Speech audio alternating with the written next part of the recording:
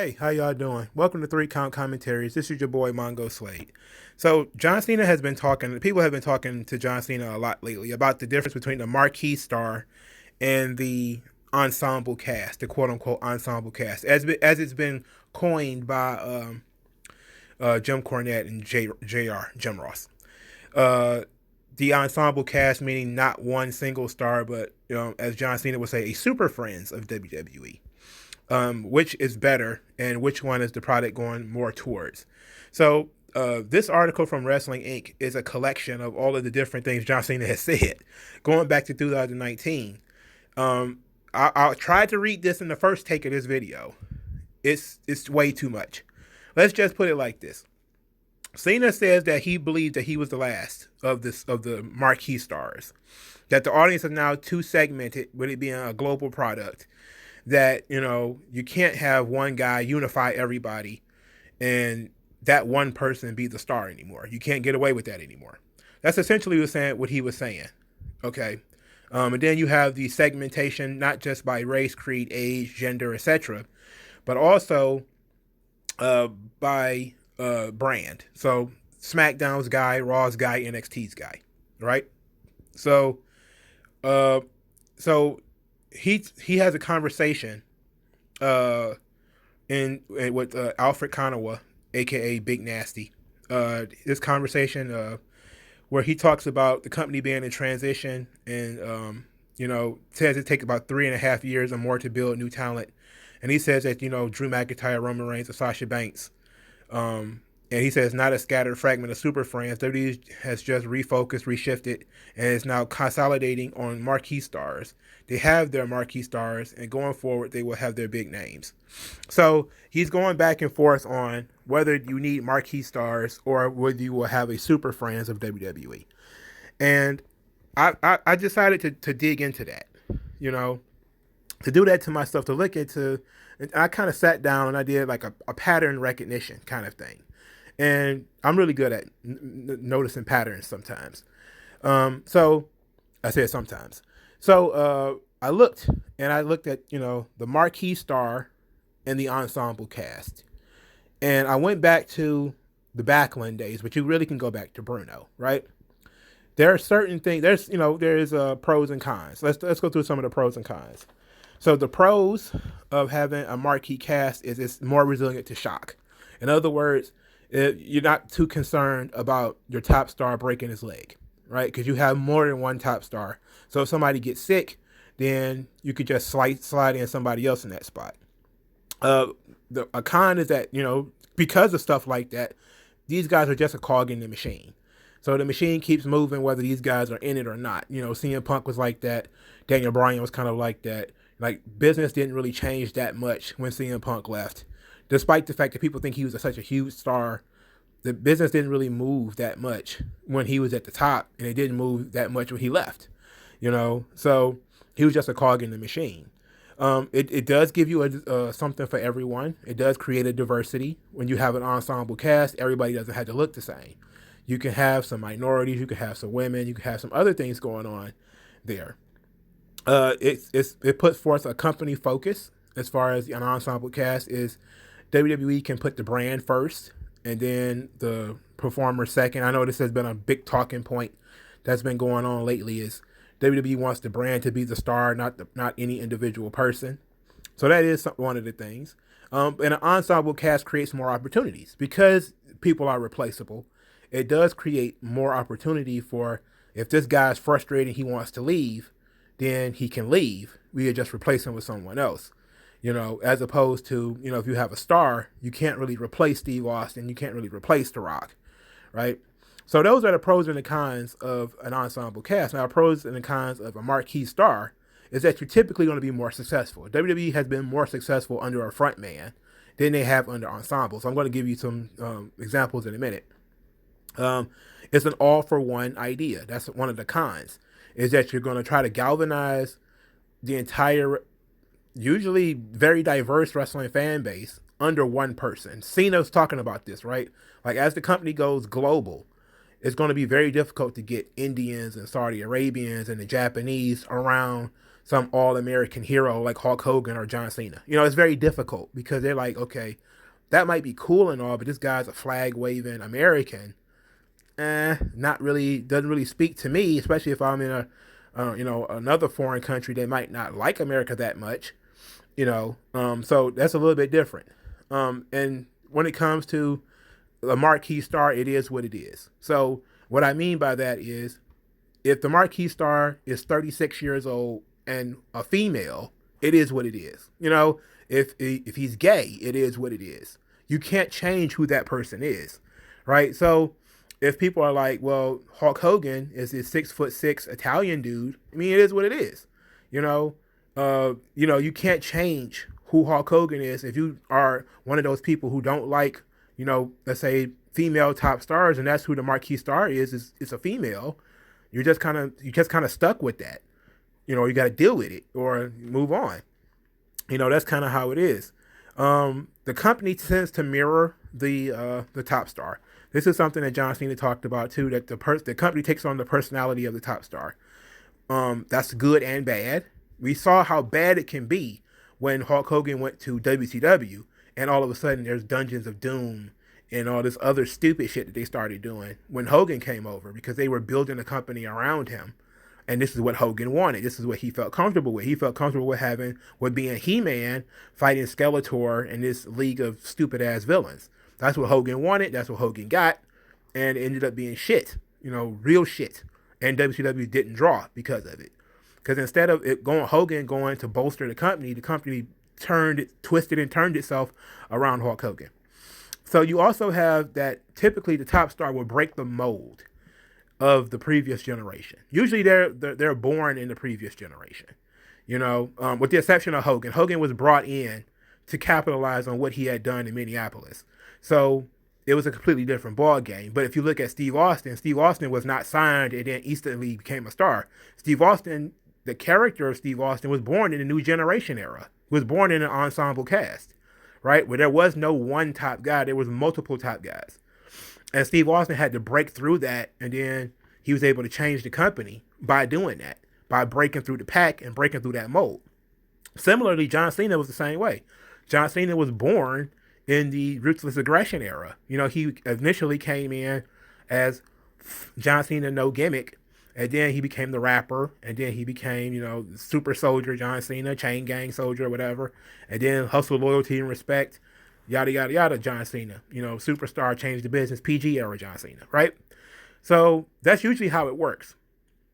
Is that, they define the era by changing the era, but they usually are brought in from a different era, and they are usually made by the ensemble cast that they worked with in the previous era. I'm going to give you some examples later.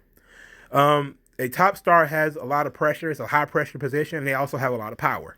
Hogan was really good for, Cena as well, for utilizing that power, whether it's to get other people's pushes killed, not putting other people over, whatever, horrible things that you could think a tyrant could do. When you are the star, you have the ability to do that. You don't really have the ability to do that in the ensemble cast. You can be a bit of a asshole, but you're a replaceable asshole. If you're the star of the show, what are you going to do? What are they going to do? Like, you mad at Cena. So what? Cena draws, you don't. You got to get the hell out of here, right? So, and it's very high pressure. And a lot of people can't handle high pressure.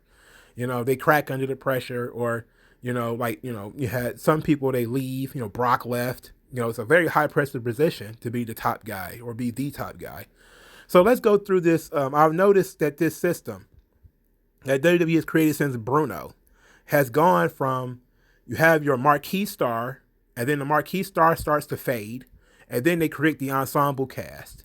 And then from the ensemble cast comes another marquee star. And then it begins to dissolve again as the marquee star gets older, and maybe they fade away, and it just becomes a cycle like that, right? So you had Bruno, right? And then when during the age of Bruno, you still had Pedro Morales, and you had superstar Billy Graham. You had some guys there, but Bruno was the guy, right? Like, Bruno was the star. There was no question about it. You could be a draw on Bruno's cards, and you could be a draw and not be the champion. But Bruno was the draw. But then as they moved away from Bruno and they moved towards Backlund, right? Backlund wasn't a draw. And this is notorious. Everybody kind of knows this, and it's not a secret. Bob Backlund wasn't a draw. So they surrounded Bob Backlund with people who could draw, like Superfly Jimmy Snuka and Don Morocco, right? So that was the ensemble cast of the pre-WrestleMania WWF. And then Hogan came in. Hogan was brought in what, 84, 83, 84, to, like I said, piggyback off of what he was doing in Minneapolis. He came in, boom, defeated the Iron Sheik. Hulkamania is running wild, and Hulkamania is a 10-year system from 83 to 92 or something like that. So Hogan's the guy. Then Hogan starts to fade. Hogan isn't drawing as much as he used to. Hogan isn't the star he used to be. So he starts to sort of fade out. From 84 to 94. Let's put it like that. He starts to fade out. So Yokozuna takes up. Bret Hart takes up. Undertaker, Shawn. These guys, the new generation era comes in because Hogan is gone. And Hogan is fading and Hogan is gone. And when you have the ensemble cast, like you have Bret and Shawn and Undertaker, and you have Owen, and you have these guys, usually it's a lot of opportunities for other people to move up. Because there is no one top star, there's a lot of opportunity for somebody else to come up. There was an opportunity there for Mick Foley. There was an opportunity there for Steve Austin. There was an opportunity there for Owen Hart. There was opportunities for British Bulldog to main event pay-per-views when they probably wouldn't, under a simple marquee system. They probably never would have been a top star and been a main event guy. But in this system, because it's an ensemble cast, sure, you can be a top guy in main event and be, one of the guys. But from the new generation era, they created Stone Cold Steve Austin because Bret was the one who made Austin. Shawn helped make Austin. Undertaker helped make Austin. It was very different from Hogan. Sure, when Hogan, he got over on beating the Iron Sheik, but Iron Sheik had just beaten Bob Backlund, and Iron Sheik was kind of a draw. He was a heat magnet, that was for sure, especially with the politics of the time. So they really helped Hogan, but Hogan wasn't really made by that system. He just kind of came in and jumped up on top. Austin had to work with all of these guys. He had to work within the new generation era, the Savio Vegas, the Hunter Hearst Helmsleys, those type of guys. Like Hunter Hearst Helmsley had to wrestle the hog pen matches with Henry O. Godwin and stuff like that. And then Austin came, and then with Austin came the Attitude Era, which opened opportunities for guys like The Rock. And the ensemble cast that was around him got to benefit because all of those guys who he had worked with before, they all got elevated too. Bret and Undertaker and Mankind and all these guys, they kept going up. Except Shawn, because Shawn ended up getting hurt and he was gone, and then Bret was gone in 97. But before Austin really took the ball and ran with it as this thing was building, he was bringing up the ensemble cast, everybody that he was working with who wasn't really drawing before. The buildings were half empty. The TV shows were kind of, ratings are, and then Austin started to rise and he started to bring up everybody else, so that's one thing. And then Austin, Rock, they pretty much faded out around the same time. And then you had not the new generation era, but the Ruthless Aggression era, where it became they were looking for a new guy, but they went to stalwarts. This is where they kind of leaned back on the work rate. You had Eddie, Angle, Brock. You had for a little while there was Edge. He wasn't the champion or nothing, but he was pushed as one of the top guys in that era. You had Randy Orton. You had Triple H. You had Batista. You had these guys sort of coming up, and then Cena was there, and Cena was able to break the mold. He wrestled all of the same guys. He wrestled Eddie Guerrero. He wrestled Big Show. He wrestled Kurt Angle. He wrestled Triple H, and then from that he became the front man of the company. He became the top guy, right? And then Cena ran from let's say 06 is when he really became solidified as the top star, from 06 to 2015 maybe. So almost about 10 years. And then Cena didn't really fade as much as they started elbowing him out of the way. They kind of like, okay, enough Cena. Then they went back to the ensemble cast. Orton, Styles, Wyatt, Reigns, McIntyre, these kinds of guys where, and yeah, it gives opportunities to other people, but that's kind of where we are now. It opened opportunities for the women because, you have Becky and Sasha Banks and, Charlotte and all these type of women. They now have an opportunity that they probably wouldn't have had before. So the ensemble cast creates the top star. It gives opportunities to the top star. They're usually the mentors of the top star. And that's the system that we're stuck with right now. People think it's going to be this way forever. I don't believe that. I think it's a cycle.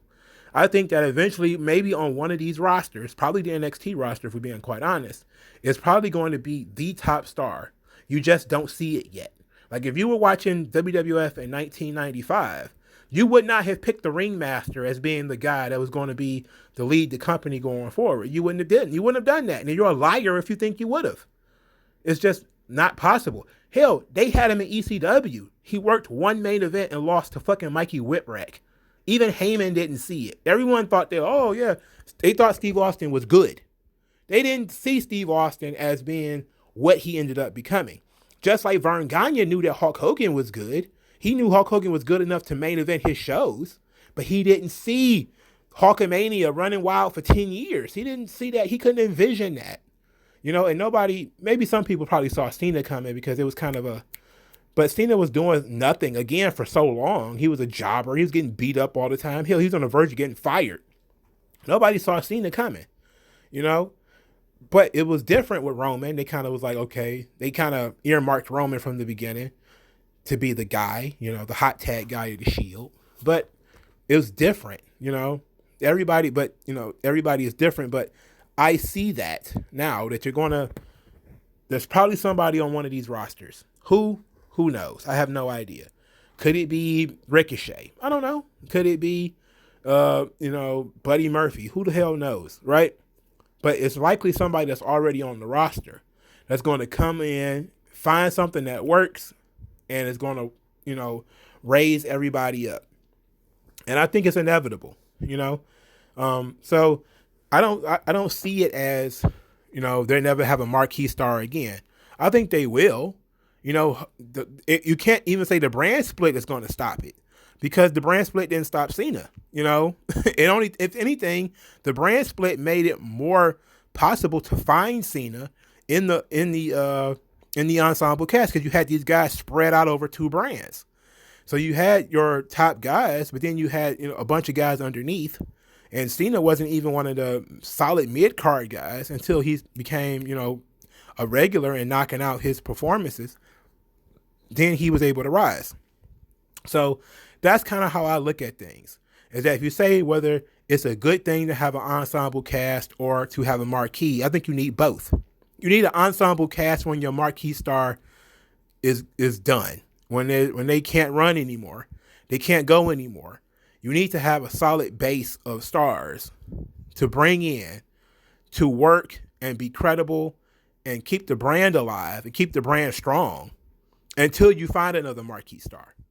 And that's really the situation we're in right now. And you can obviously argue that Roman is a marquee star. It's possible. You could argue that. Most people will say he's not, but who cares what these people think? Because a lot of these same people think that the company's going to go out of business or whatever because my TV ratings. It's like you're not getting a very high level of analysis out there. But I'm doing the best I can. Right? I'm only one guy. But if you ask me which is the best, I think that the marquee star is better for business, but the ensemble cast is better for the brand because you can control the marquee stars a lot more.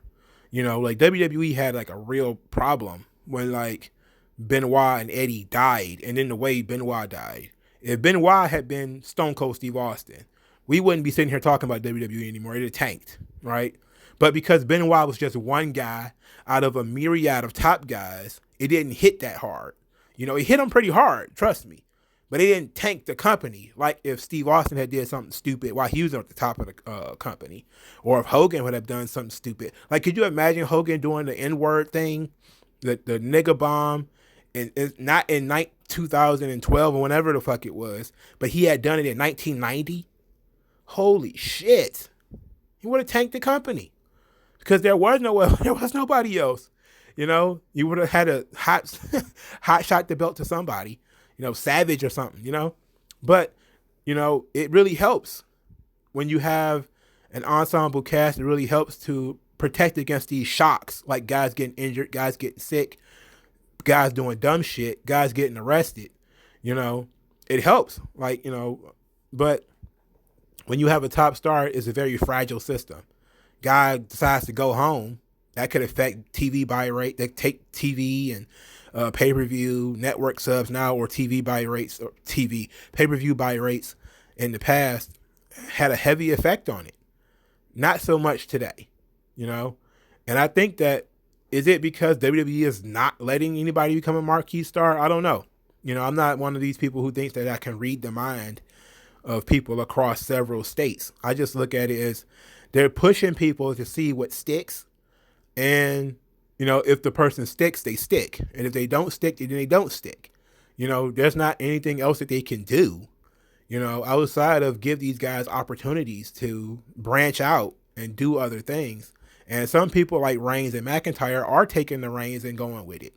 They're going out there doing everything. Sasha Banks is also, she's going out there doing everything, you know, whatever she can do, you know. But that's kind of how The Rock did it. You know, The Rock had to go out there and do Saturday Night Live and look silly and do stupid stuff. And eventually that's how he became a household name. You become a household name by actually leaving wrestling and coming back. You know, it's like you got to go out and sow your wild oats and then come back, you know. And that's really what, you know, WWE tries to do.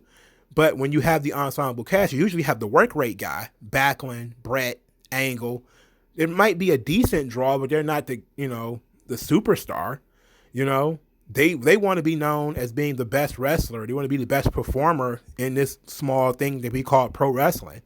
But when you have the megastar, the marquee star, that guy wants to take the ball and go other places. The Rock wanted to do movies. Hogan wanted to do movies. Cena wanted to do movies. You know, you want to get out there and you want to do more stuff. Austin kind of wanted to do movies, but he was so busy, he didn't have a lot of stuff to do. And plus, he had a broken neck, so it was a lot different for him. And then also, WWE was in a very different place, like as far as their brand was very negative at the time because of the sex and vulgarity and everything. But, you know, The Rock was always beloved, and he was able to go out and do movies and spread the good word of WWE and bring good tidings to the brand because he was clean cut, clean shaven. He was a bad guy on TV, but everybody kind of realized that was just a character. You know, Steve Austin's a little bit different, you know, a little bit different. But that's just me talking about this thing. Let me know what you guys think in the comment section below. Like this video, share this video, subscribe to this channel. What do you think is better? And do you have any idea who the marquee star could be? Let me know in the comment section below. Spread the good word of 3Con Commentaries by utilizing the hashtag 3Con Commentaries. Like, share, and subscribe. And I'll talk to you guys later.